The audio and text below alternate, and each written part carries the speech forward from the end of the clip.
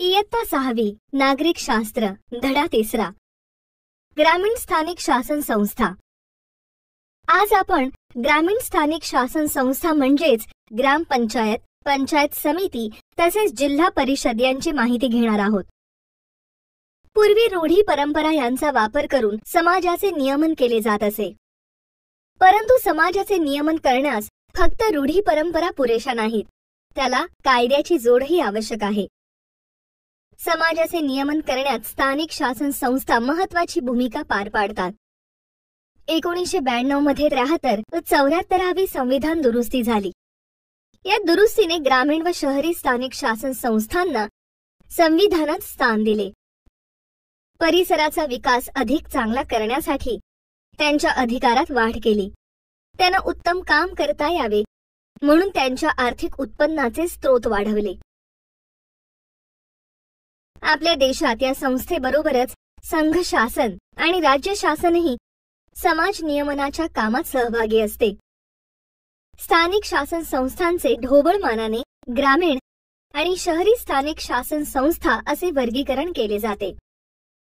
या पाठात आपण ग्रामीण भागातील शासन संस्थांविषयी जाणून घेणार आहोत।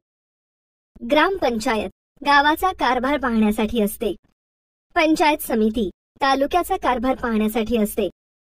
जिल्हा परिषद जिल्ह्याचा कारभार पाहण्यासाठी असते। या ग्रामीण स्थानिक शासन संस्थांना एकत्रितपणे पंचायती राज्य व्यवस्था असे म्हटले जाते। संघ शासन, राज्य शासन, स्थानिक शासन म्हणजेच या आकृतीवरून असे दिसते की आपल्या देशाचा राज्य कारभार 3 पातळीवर चालतो। 1. संघ शासन ही संस्था देश पातळीवर काम करत असते। संपूर्ण देशाचा राज्य कारभार संघ शासन चालवते। देशाचे संरक्षण, इतर देशांसोबतीचे व्यवहार तसेच चलन या संबंधीचे निर्णय संघ शासन घेत असते। 2. राज्य पातळीवर राज्य शासन ही संस्था काम करते। प्रत्येक राज्याचे राज्य शासन त्या राज्यातील कायदा, सुव्यवस्था, आरोग्य, शिक्षण या संबंधी कायदे करण्याचे काम करत असते। 3. स्थानिक शासन संस्था म्हणजेच ग्रामपंचायत, पंचायत समिती, जिल्हा परिषद या आहेत। यांनाच पंचायती राज्य व्यवस्था असेही म्हणतात। रस्ते दुरुस्ती, विजेची सोय, पाणी पुरवठा यासारखी कामे स्थानिक शासन संस्था गाव पातळीवर, तालुका पातळीवर तसेच जिल्हा पातळीवर करत असते। आता आपण पुढील तक्ता पाहू। स्थानिक शासन संस्था ग्रामीण, ग्रामपंचायत, पंचायत समिती, जिल्हा परिषद, शहरी, नगरपंचायत, नगर परिषद, महानगरपालिका। स्थानिक शासन संस्था या ग्रामीण तसेच शहरी भागातही काम करतात। ग्रामीण भागात ग्रामपंचायत, पंचायत समिती व जिल्हा परिषद काम करत असते। त्याचप्रमाणे शहरी भागात नगरपंचायत, नगर परिषद व महानगरपालिका काम करत असतात। प्रत्येक राज्यात 3 प्रकारच्या नगरपालिका असाव्यात अशी कायद्यानुसार तरतूद आहे। अ. लहान शहरांसाठी नगरपंचायत, ब. मध्यम शहरांसाठी नगर परिषद, क. मोठ्या शहरांसाठी महानगरपालिका। लोकसंख्या, लोकसंख्येची घनता, शेती शिवाय इतर उद्योगांचे प्रमाण, शासनाच्या तिजोरीत जमा होणारा महसूल, त्या भागाचे आर्थिक महत्त्व इत्यादींवरून ते शहर लहान आहे की मोठे ते ठरवण्यात येते। ग्रामपंचायत आपण ग्रामीण स्थानिक शासन संस्था म्हणजे काय ते पाहिले, त्यांचा प्रत्यक्ष कारभार कसा चालतो ते पाहूया। ग्रामपंचायत मुलांनो, तुम्हाला तुमच्या गावची ग्रामपंचायत माहीतच असेल। गावात काहीही समस्या आली की लोक ग्रामपंचायतीत जमा होतात। गावातील कारभार सांभाळण्यासाठी ग्रामपंचायत नावाची संस्था कार्यरत असते। सरपंच, उपसरपंच, ग्रामसेवक यांच्या मदतीने ग्रामपंचायतीचा कारभार पाहिला जातो। परंतु जर 2 बाजूबाजूंच्या गावांची लोकसंख्या 500 पेक्षा कमी असेल तर त्या 2 गावांमध्ये मिळून एकच ग्रामपंचायत असते। यालाच गट ग्रामपंचायत असे म्हणतात. गावात रस्ते बांधणे, गावातील रस्त्यांची दुरुस्ती करणे, दिवाबत्तीची सोय करणे, जन्म, मृत्यू व विवाह यांची नोंद ठेवणे, सार्वजनिक स्वच्छता ठेवणे, सांडपाण्याची व्यवस्था करणे, पिण्याच्या पाण्याचा पुरवठा करणे, शिक्षण तसेच आरोग्यविषयक सोयी पुरवणे, शेतीच्या विकासाच्या आणि पशुधन सुधारणेच्या योजना अंमलात आणणे, गावाचा बाजार, जत्रा, उत्सव, उरूस यांची व्यवस्था ठेवणे इत्यादी कामे ग्रामपंचायत करते. ग्रामपंचायतीचे पदाधिकारी व अधिकारी. ग्रामपंचायतीमधील काही पदाधिकारी व अधिकाऱ्यांची आपण सविस्तर माहिती घेऊ. सरपंच. गावामध्ये दर 5 वर्षांनी निवडणूक होते. निवडून आलेल्या सभेला ग्रामपंचायत असे म्हटले जाते. गावातील प्रत्येक वॉर्डमधून निवडून आलेले सभासद आपल्यापैकीच एकाची सरपंच म्हणून नेमणूक करतात व उपसरपंचही तेच निवडतात. ग्रामपंचायतीच्या सभा सरपंचाच्या अध्यक्षतेखाली होतात. गावाच्या विकास योजना प्रत्यक्ष राबवण्याची जबाबदारी सरपंचाची असते. योग्य पद्धतीने कारभार न करणाऱ्या सरपंचावर ग्रामपंचायतीच्या सदस्यांना अविश्वास ठराव मांडता येतो. जर एखादा सरपंच त्याचे कामकाज व्यवस्थित करत नसेल, त्याच्या जबाबदाऱ्या पूर्ण करत नसेल, तर वॉर्डमधून निवडून आलेले इतर सदस्य एकत्र येऊन त्याच्या विरुद्ध ठराव मांडतात. म्हणजे याचे काम आम्हाला पसंत नाही असे सांगतात. यालाच अविश्वास ठराव असे म्हणतात. अविश्वास ठराव मांडला तर सरपंचाला आपले पद, खुर्ची सोडावी लागते. दुसरा सरपंच निवडला जातो आणि सरपंचांच्या अनुपस्थितीत उपसरपंच काम पाहतात. ग्रामपंचायतीची सभा बोलवणे आणि सभेचा अध्यक्ष म्हणून सभेचे कामकाज पार पाडणे, सभेमध्ये मंजूर झालेल्या ठरावांची अंमलबजावणी करणे, ग्रामसेवक व पंचायतीच्या कर्मचाऱ्यांवर नियंत्रण ठेवणे, ग्रामपंचायतीचे कार्यालय सुरक्षित ठेवणे, ग्रामपंचायतीची मालमत्ता सुरक्षित असल्याबाबतची खात्री करणे, ग्रामसभेचे आयोजन करणे, वर्षाच्या पहिल्या ग्रामसभेचा अध्यक्ष म्हणून कामकाज करणे, राज्य शासनाने वेळोवेळी ज्या जबाबदाऱ्या सोपविल्या त्या पार पाडणे इत्यादी कामे ग्रामपंचायतीचे सरपंच करत असतात. ग्रामसेवक. ग्रामसेवक ग्रामपंचायतीचा सचिव असतो. त्याची नेमणूक जिल्हा परिषदेचे मुख्य कार्यकारी अधिकारी करतात. त्याच्यावर नियंत्रण गटविकास अधिकाऱ्यांचे असते. ग्रामपंचायतीचे दैनंदिन कामकाज पाहणे, ग्रामपंचायतीच्या विकास योजना गावातील लोकांना समजावून सांगणे, ग्रामपंचायतीचे कार्यालय सांभाळणे, ग्रामपंचायतीचा अहवाल पंचायत समिती व जिल्हा परिषदेला देणे, विलेज फंड सांभाळणे, ग्रामपंचायतीच्या सभांना उपस्थित राहून सभेचे इतिवृत्त तयार करणे, जन्ममृत्यूची नोंद करणे इत्यादी कामे ग्रामसेवक करतो.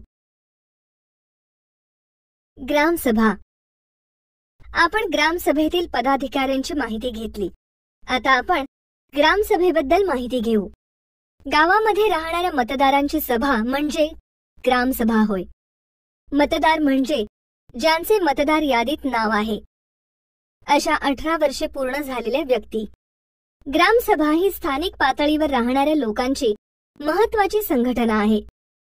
आर्थिक वर्षात म्हणजेच एप्रिल महिन्यापासून ते पुढील वर्षातील मार्च महिन्यापर्यंत प्रत्येक ग्रामसभेच्या किमान 6 सभा होणे गरजेचे असते आणि त्या बोलावण्याची जबाबदारी सरपंचाची असते. प्रत्येक वर्षाच्या पहिल्या सभेत ग्रामपंचायतीने सादर केलेला वार्षिक अहवाल आणि हिशोबावर चर्चा होते. साधारणतः वर्षभराचा गावाचा जमा खर्च, योजना, सुधारणा एका पुस्तकातून गावासमोर ठेवतात. त्यालाच वार्षिक अहवाल असे म्हणतात. ग्रामसभेमध्ये सर्व सदस्य एकत्र येतात. लोकांच्या गरजा काय आहेत त्या ग्रामपंचायतीला कळवले जाते आणि गावाच्या भल्यासाठी कोणत्या योजना अगोदर घ्याव्यात हे गावकरी सुचवतात.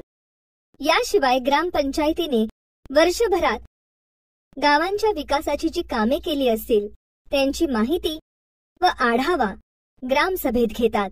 ग्रामपंचायतीने पुढील वर्षी विकासाची जी कामे करायचे ठरवले असेल त्यांची माहिती घेऊन त्यांना मान्यता दिली जाते. ग्रामपंचायतीने वर्षभर केलेल्या खर्चाचा हिशोब या सभेत मांडला जातो आणि पुढील वर्षी किती खर्च केला जाणार आहे त्याची माहिती दिली जाते। तसेच शासनाच्या योजनांचा लाभ घेण्यास कोणत्या व्यक्ती पात्र आहेत ते ग्रामसभेत ठरवले जाते। थोडक्यात सांगायचे तर ग्रामसभेच्या सदस्यांनी गावांच्या विकासात सहभागी होण्यासाठी ग्रामसभेचे आयोजन केले जाते। ग्रामसभेत महिलांचा सहभाग। गावाच्या विकास कार्यक्रमात महिलांचाही सहभाग असावा म्हणून महिलांसाठी स्वतंत्र ग्रामसभा घेणे कायद्याने बंधनकारक केले आहे। महिला ग्रामसभेला जरी हजर असल्या तरी पुरुषांपुढे बोलण्यास कचरतात। तसेच आपली मते मोकळेपणाने न मांडण्यामागे त्यांच्यावर मानसिक दबाव असतो। त्यामुळे महिलांची स्वतंत्र ग्रामसभा घेऊन त्यांनी खुली चर्चा करून त्यांचे प्रश्न समस्या मांडल्या पाहिजेत आणि त्याप्रमाणे त्यांच्या हिताचे सोयीस्कर निर्णय त्यांना घेता आले पाहिजेत। या उद्देशाने महिला ग्रामसभांना अतिशय महत्त्व आहे। अशा रीतीने महिला ग्रामसभेमध्ये महिलांनी मांडलेले विचार प्रस्ताव ग्रामसभेमध्ये विचारात घेणे आवश्यक आहे। महिला ग्रामसभा प्रत्येक नियमित ग्रामसभेपूर्वी घेणे बंधनकारक आहे। या सभेत महिला मोकळेपणाने आपली मते मांडतात। महिला वर्गाच्या दृष्टीने महत्त्वाचे असलेले मुद्दे इथे विचारात घेतले जातात। पिण्याच्या पाण्याचा प्रश्न, शौचालयाचा प्रश्न, आरोग्य, रोजगार, शिक्षण, सार्वजनिक स्वच्छता, दारूची समस्या, स्वस्त धान्य दुकानासंबंधीच्या तक्रारी याबाबत महिला चर्चा करतात आणि आवश्यक ते बदलही सुचवतात। ग्रामपंचायतीने जर चांगला कारभार केला नाही तर प्रतिनिधींना प्रश्न विचारले पाहिजेत। आपणही नव्या कल्पना सुचवल्या पाहिजेत। आपण ग्रामसभेला उपस्थित राहिला पाहिजे। मुलांनो, पाहिलेत का महिला कशा चर्चा करतायत? जर महिलांनी ठरवले तर त्या काहीही करू शकतात। पहा, जर गावातील अर्ध्यापेक्षा जास्त महिला एकत्र आल्या आणि त्यांनी मागणी केली तर गावातील दारूचे दुकान बंद करावे लागते। गडचिरोलीतील अनेक गावात महिलांनी अशी मागणी केली व दारूबंदी झाली। बीड जिल्ह्यातील 450 गावांमध्ये दारूबंदीचा प्रयोग केला जात आहे। या गावात महिला दारूबंदी पथकाची स्थापना करण्यात आली आहे। अध्यक्ष, उपाध्यक्ष आणि 5 ते 20 महिला सदस्य अशी ही समिती असते। प्रत्येकीला ओळखपत्र दिले जाते। दारू जप्त करण्याचे अधिकार या समितीला देण्यात आले आहेत। ग्रामपंचायतीच्या उत्पन्नाची साधने। गावाच्या विकासासाठी ग्रामपंचायत अनेक योजना आणि उपक्रम राबवते। त्यासाठी ग्रामपंचायतीजवळ पैसा असणे आवश्यक आहे। मग हा पैसा ग्रामपंचायत कसा मिळवते, कोणत्या मार्गाने त्यांना पैसा मिळतो ते आपण एका तक्त्याद्वारे पाहू। ग्रामपंचायतीच्या उत्पन्नाची साधने: घरपट्टी, पाणीपट्टी, आठवडे बाजार कर, यात्रा कर, राज्य शासन आणि जिल्हा परिषद यांच्याकडून मिळणारे अनुदान। घरपट्टी म्हणजे गावामध्ये ज्या लोकांची घरे आहेत त्यावर कर आकारला जातो। पाणीपट्टी म्हणजे गावामध्ये जो पाणी पुरवठा केला जातो त्यावरील टॅक्स। आठवडे बाजारातील कर म्हणजे काही गावात आठवड्याचा बाजार भरतो, तिथे काही लोक मालाची विक्री करण्यासाठी येतात, त्यांना कर भरावा लागतो। अशा प्रकारे त्या गावाला त्यातून उत्पन्न मिळते। यात्रा कर म्हणजे प्रत्येक गावाची एक यात्रा असते, तेव्हा लोकांकडून कर वसूल केला जातो। राज्य शासन व जिल्हा परिषद यांकडून मिळणारे अनुदान म्हणजे प्रत्येक ग्रामपंचायतीला त्यांच्याकडून गावाचा विकास करण्यासाठी ठराविक रक्कम दिली जाते। पंचायत समिती। आता आपण पंचायत समितीबद्दल चर्चा करणार आहोत। आपण अगोदर गावाचा कारभार कसा चालतो ते पाहिले। अशी अनेक गावे मिळून तालुका तयार होतो। त्या तालुक्यातील सर्व गावांचा मिळून एक विकास गट तयार होतो। या विकास गटाचा कारभार पाहणारी संस्था म्हणजे पंचायत समिती। ग्रामपंचायत आणि जिल्हा परिषद यांना जोडणारा दुवा म्हणजे पंचायत समिती होय। पंचायत समितीचे पदाधिकारी। ग्रामपंचायतीप्रमाणे पंचायत समितीच्या निवडणुकाही दर 5 वर्षांनी होतात. तालुक्यातील निवडून आलेले प्रतिनिधी आपल्यापैकी एकाची सभापती आणि दुसऱ्याची उपसभापती म्हणून निवड करतात. गटविकास अधिकारी हा पंचायत समितीचा सचिव असतो. गटविकास अधिकारी पंचायत समितीचे अंदाजपत्रक तयार करतो आणि त्याला जिल्हा परिषदेची मान्यता घेतो. पंचायत समितीच्या सभा बोलवणे, त्यांचा कारभार पाहणे ही कामे सभापतीला करावी लागतात. सभापतीच्या अनुपस्थितीत उपसभापती कामकाज पाहतात. पंचायत समितीची कामे: लोकांची कामे, रस्ते, गटारे, विहिरी, कूपनलिका, आरोग्य, रोग प्रतिबंधक लसी, पाणी पुरवठा, स्वच्छ पिण्याचे पाणी, स्वच्छता, रस्त्याची स्वच्छता, कचरा व्यवस्थापन, शेती व पशुधन सुधारण्यासाठी शेतकऱ्यांना मदत, शिक्षण, प्राथमिक शिक्षण, उद्योग, हस्तोद्योग आणि कुटीरोद्योग यांच्या विकासाला चालना, लोककल्याण, दुर्बल घटकांना आर्थिक मदत करणे. मुलांनो, हा तक्ता काळजीपूर्वक पहा. पंचायत समितीला कोणकोणती कामे करावी लागतात हे त्यातून कळून येते. आपण आता एकेकाचे स्पष्टीकरण पाहूयात. लोकांची कामे: यामध्ये रस्ते, गटारे, विहिरी खोदणे, विविध गावात कूपनलिका काढणे अशी कामे करावी लागतात. आरोग्य: सार्वजनिक रुग्णालयांची व्यवस्था पाहणे, तसे रोग प्रतिबंधक लस देणे.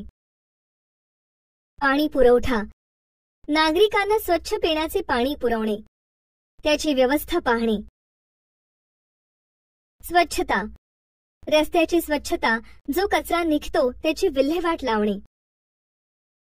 शेती सुधारण्यासाठी विविध खते, बी बियाणे यांचा पुरवठा करणे, तसेच चांगल्या पशुधनाच्या प्रजातींची माहिती देऊन त्यांचा पुरवठा करणे. शिक्षण: प्राथमिक शिक्षणाची सोय करणे, त्यासाठी विविध योजनांची अंमलबजावणी पंचायत समिती करत असते. उद्योग, हस्तोद्योग, कुटीरोद्योग यांच्या विकासाला चालना देणे. लोककल्याण: समाजातील जे लोक आर्थिकदृष्ट्या दुर्बल आहेत अशा लोकांना मदत करणे. आपल्या विकास गटामध्ये कोणती कामे करायची आहेत याचा आराखडा पंचायत समिती तयार करते व त्याप्रमाणे ती कामे होतात. पंचायत समितीची बैठक प्रत्येक महिन्याला 1 म्हणजे वर्षातून 12 वेळा घ्यावी लागते. वरील सर्व कामाकरिता पंचायत समितीला रक्कम जिल्हा निधीतून मिळते, तर काही पैसे राज्य शासनाकडून अनुदान स्वरूपात मिळतात. म्हणजेच थोडक्यात पंचायत समिती ही तालुका स्तरावर काम करत असते. ती ग्रामपंचायत आणि जिल्हा परिषद यांच्यामधील दुवा आहे.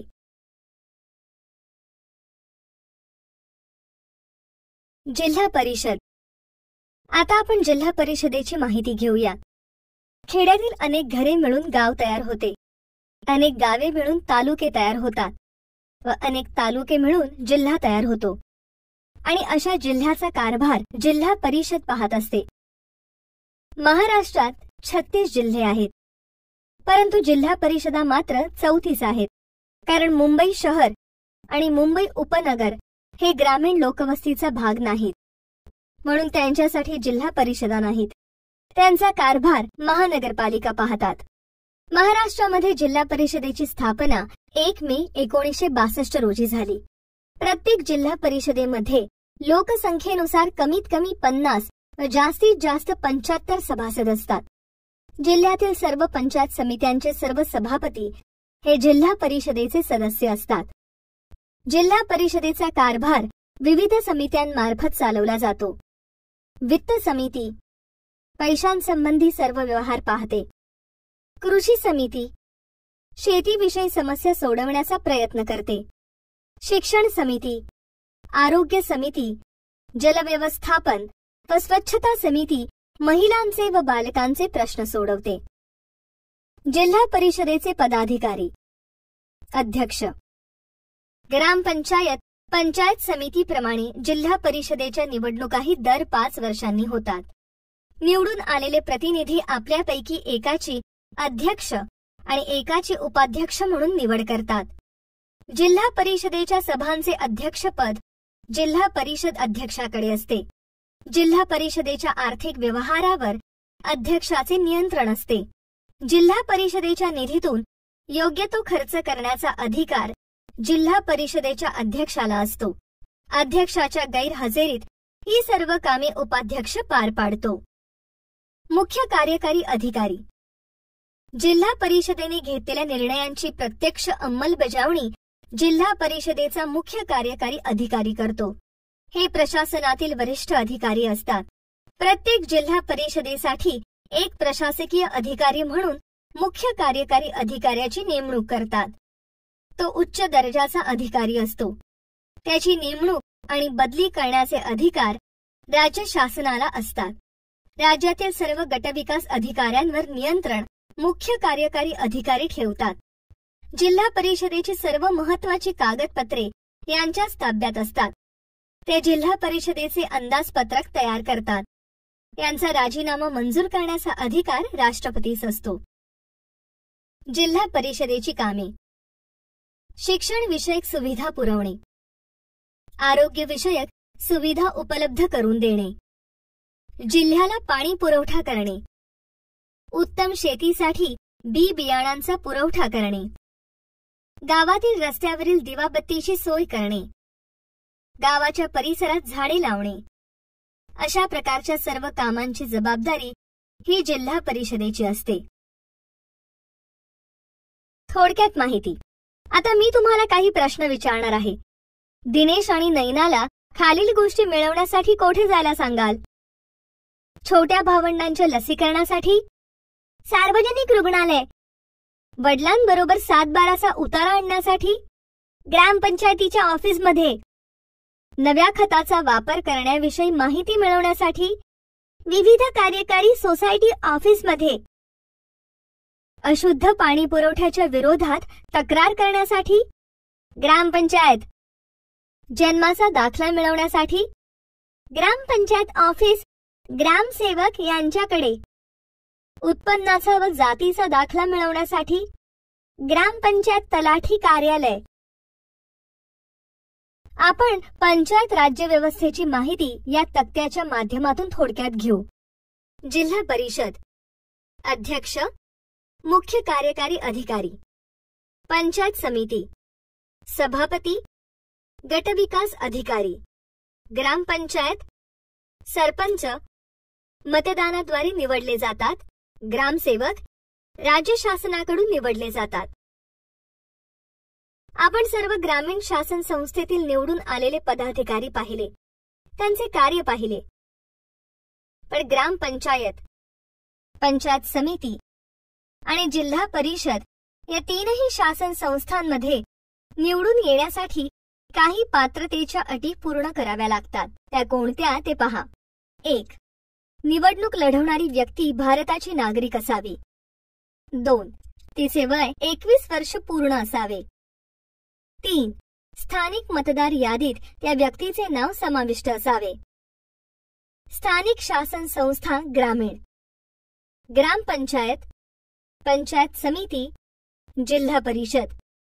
सदस्य संख्या ग्रामपंचायत किमान 7 कमाल 17, पंचायत समिती किमान 15 कमाल 45, जिल्हा परिषद किमान 50 कमाल 75, ग्रामपंचायत सरपंच, उपसरपंच, पंचायत समिती सभापती, उपसभापती, जिल्हा परिषद अध्यक्ष, उपाध्यक्ष. अधिकारी ग्रामपंचायत ग्रामसेवक, पंचायत समिती गटविकास अधिकारी, जिल्हा परिषद मुख्य कार्यकारी अधिकारी. पात्रता सदस्य संख्या, वय, पात्रता. ग्रामपंचायत सदस्य संख्या 7 ते 17, वय 21 वर्षे पूर्ण, पात्रता भारताचा नागरिक असावा, गावच्या मतदान यादीत नाव असावे व 21 वर्ष पूर्ण असावे. पंचायत समिती सदस्य संख्या 15 ते 45, वय 21 वर्षे पूर्ण, पात्रता भारताचा नागरिक असावा, तालुक्याच्या मतदान यादीत नाव असावे, 21 वर्ष पूर्ण असावे. जिल्हा परिषद सदस्य संख्या 50 ते 75, वय 21 वर्षे पूर्ण, पात्रता भारताचा नागरिक असावा, 21 वर्षे पूर्ण असावे. हे तक्ते पाहिले असता आपल्याला एकूण स्थानिक शासन संस्थांचा कारभार कसा चालतो हे लक्षात येईल. म्हणजेच या पाठावरून तुम्हाला साधारण कल्पना आली असेल की आपल्या स्थानिक शासन संस्था कशा प्रकारे काम करतात व त्यांचे पदाधिकारी कोण असतात.